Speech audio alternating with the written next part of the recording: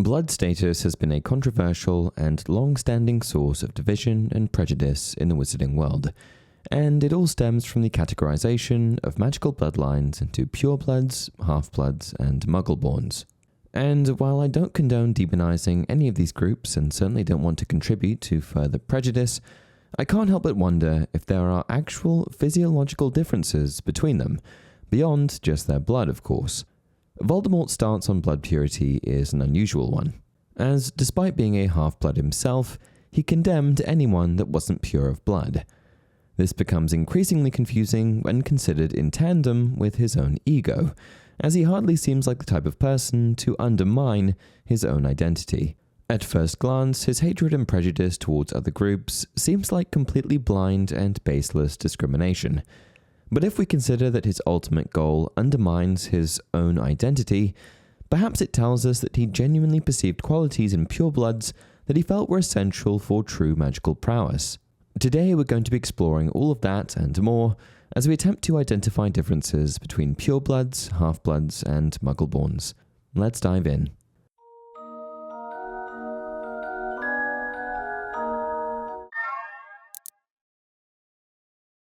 On the surface, it would appear that all witches and wizards, regardless of blood status, are capable of performing magic, attending the same schools, and achieving similar feats. After all, some of the most impressive figures in wizarding history, like Hermione Granger, muggle-born, Dumbledore, half-blood, and Lord Voldemort, half-blood, come from diverse bloodlines. When we look at these examples, it almost makes it too easy to just shut the book on this and state for the record that there are no differences, but I don't think that's the case. So what are these deeper, more subtle differences that go beyond magical ability alone? Are there unique magical traits that vary depending on bloodline? And do any of these groups have an advantage over the others, whether magically or physiologically? Before we dive in further, here's a quick refresher on the groups that are up for discussion. Purebloods are those born into families with a long lineage of magical heritage. They trace their ancestry back to witches and wizards who did not have non-magical muggle relatives. Half-bloods have a magical parent and a non-magical muggle parent, or have a mix of magical and non-magical heritage within recent generations. And muggle-borns come from non-magical families and are the first magical individuals in their lineage. The first clue that blood status is a distinguishing factor lies in the stark differences between the two polarizing ends of the spectrum, pure muggles and pure wizards. That is, no magical blood versus all magical blood. Muggles, who lack any trace of magical ancestry, are completely cut off from the magical world.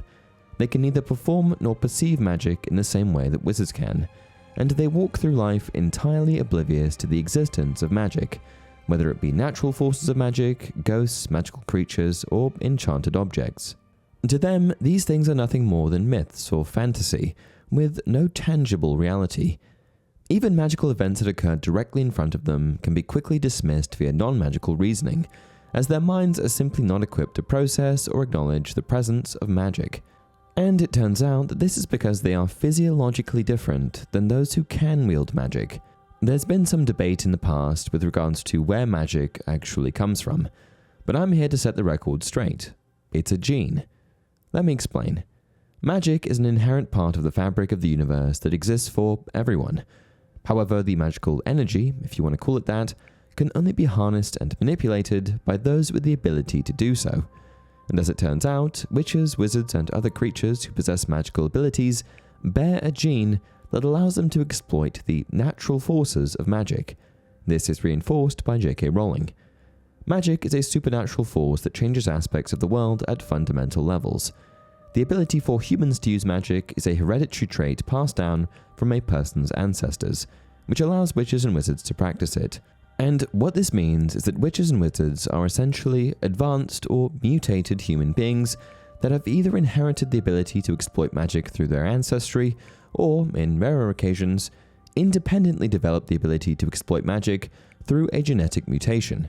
Now, you might be thinking, if the ability to perform magic is the only distinction between muggles and wizards, maybe they're not so different. However, that's far from the truth. As it turns out, witches and wizards actually have advanced physiologies, heightened perception, and if trained enough, even appear to have the ability to control the world's elements. to some extent at least.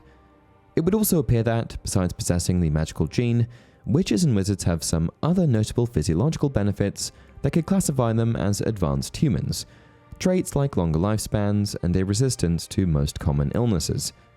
These are all bonuses that come with being a witch or wizard. However, I'm not convinced that the sudden emergence of the magical gene, like in the case of a muggle-born, would automatically confer all of these advantages. I would argue that it likely takes some time for these physiological benefits to fully manifest, as their bodies and systems may need time to adapt and integrate magic into their physical makeup. It's not that they'll never have these abilities, it's just that it will take some time. Purebloods, on the other hand, will have been steeped in magic for generations. One of the largest ways that wizardkind differs from humankind is actually life expectancy, as according to a figure reported by the Ministry of Divine Health, the average wizard lives to 137 3/4 years old, a whopping 57% longer than their muggle counterparts. Don't you think it would be a little bizarre if Hermione Granger, born of 2 muggles, suddenly developed the ability to live 57% longer than her family members? Furthermore, I believe it's long-standing blood status that directly contributes to the evolution of wizard subspecies. While the ability to perform magic is a genetic variation in and of itself, some witches and wizards have undergone what appears to be even further mutation. These groups are able to tap into magic on an even deeper level and possess abilities that are seemingly unachievable by witches and wizards without these subsequent mutations. These subspecies include, but are not limited to, metamorph magi, those born with the ability to dramatically change their physical appearance at will, seers, those born with the ability to see or predict future events, and parselmouths, those born with the ability to speak Parseltongue, allowing them to communicate with snakes. As far as I know, there are no muggle-borns that possess these traits. However, that very well could be solely for the reason that these mutations are rare. It's also worth mentioning that there are witches and wizards that have been able to achieve similar abilities through learned traits. Now that we've established the physiological side of things, next I want to move on to the topic of magical power. Are purebloods actually stronger magically than half-bloods and muggle-borns? Again, this is all speculation, but I suspect a good analogy to support my argument here might be to compare natural athletes and trained athletes. Purebloods, whose bloodlines have long been entrenched in magic, could be likened to natural athletes, who are born with a genetic predisposition towards physical abilities, strong reflexes, stamina, or muscle structure, because their families have passed down those traits over generations. They have a natural edge in certain areas, and their environment from an early age nurtures their skills.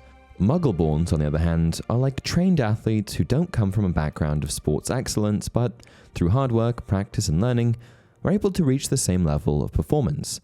They may not have had the same early exposure, but once they are introduced to the magical world, they can develop their abilities and sometimes even surpass those with a natural advantage.